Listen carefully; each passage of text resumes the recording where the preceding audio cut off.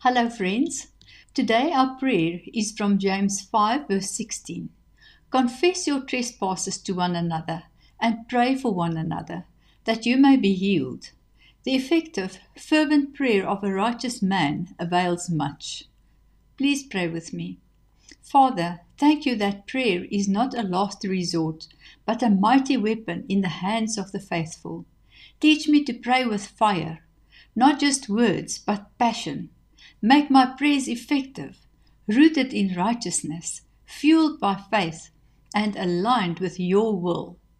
When I grow weary, remind me, every whispered intercession echoes in heaven.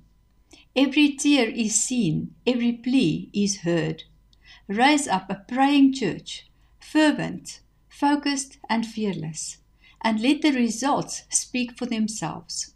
Souls saved, lives healed, mountains moved. In Jesus' name, amen.